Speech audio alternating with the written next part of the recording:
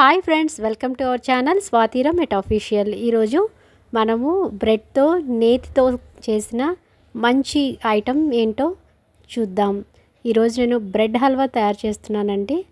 చాలా అంటే చాలా రుచికరమైంది. పిల్లలకి ఇంట్లో స్నాక్స్ కావాలి అంటే అప్పటికప్పుడు ఎలా చేయాలో మీకు తెలియదు కదా. మనం ఈరోజు ఈజీగా బ్రెడ్తో ఎలా చేయాలో మీకు చూపిస్తాను. Let's start.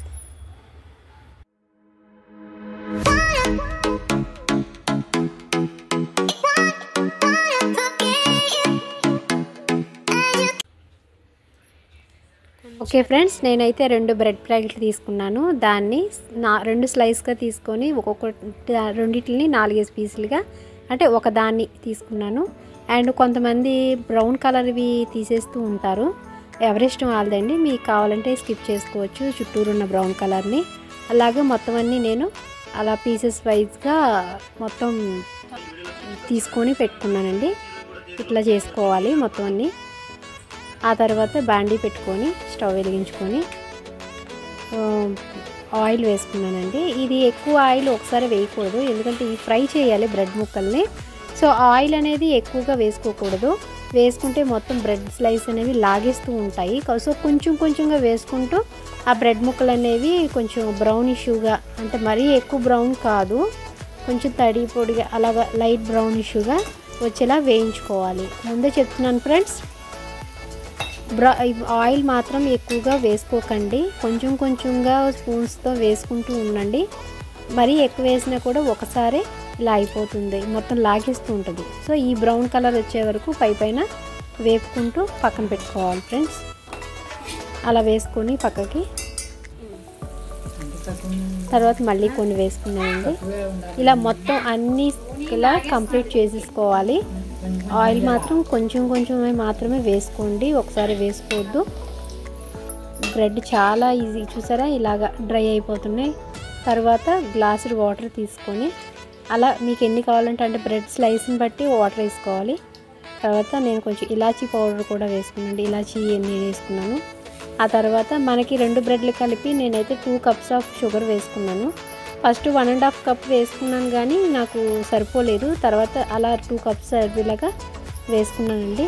అది కొంచెం మనకి పాకంలాగా కరిగిపోయే వరకు ఉంచుకొని బాగా మెల్ట్ అయిపోయిన తర్వాత కొంచెం ఏదో మరి బంకలా కాకుండా జస్ట్ మెల్ట్ అయిన తర్వాత ఎట్లా ఉంటుందో అలాగా చూసుకొని జాగ్రత్తగా కలుపుకొని అందులోనే ఇలాచీ వేసిన కాబట్టి మంచి స్మెల్ వస్తుంది. ఇప్పుడు వాటిల్లోని మనం బ్లడ్ సెల్స్ అనేవి అన్నీ వేసేసుకోవాలి, స్లైస్ అన్నీ. అంటే వాటర్ బాగా అడాప్ట్ చేసుకోవాలన్నమాట వాటిని. ఇలా మొత్తం అన్నీ కలిపి కొంచెం కొంచెంగా వేసుకొని నొక్కుంటూ ఉంచాలి. మిగిలినవి కూడా వేసేస్తున్నానండి. చాలా అంటే చాలా ఈజీగా అయిపోతుందండి బ్రెడ్ హల్వా. అంటే బోల్డ్ ప్రాసెస్ ఏమో అనుకుంటారు, అదేమీ ఉండదండి. చాలా సింపుల్గా, నన్ను అడిగితే వేయించడమే ఒక 10 నిమిషాలు టైం పడుతుంది, కానీ ఇది చేసుకోవడం చాలా అంటే చాలా ఈజీ. మనకి వితిన్ 15 అనకూడదు కానీ 15 మినిట్స్లో కూడా అయిపోతుంది మొత్తం. తర్వాత మొత్తం కలిపేసుకొని పక్కన పెట్టేసుకోవాలి ఫ్రెండ్స్. తర్వాత నేను బాండి తీసుకొని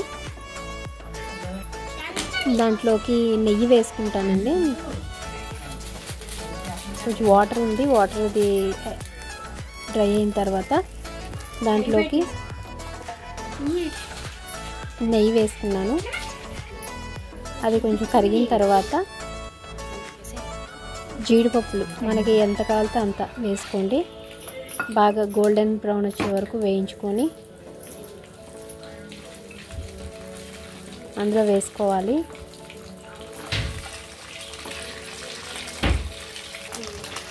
చూసారండి, గోల్డెన్ బ్రౌన్ వచ్చినాయి, బాగా వేగినాయి జీడిపప్పులు.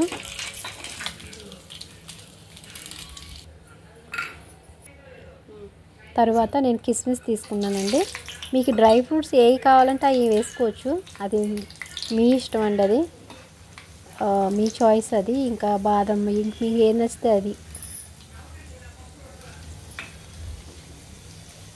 అవి కూడా బాగా వేయించుకొని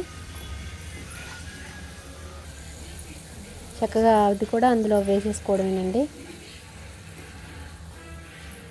ఇప్పుడు మిగిలిన గీ కూడా ఉంది కదండి నెయ్యి, ఆ నెయ్యిని కూడా నేను మొత్తం ఇందులో పోసేసుకుంటున్నానండి.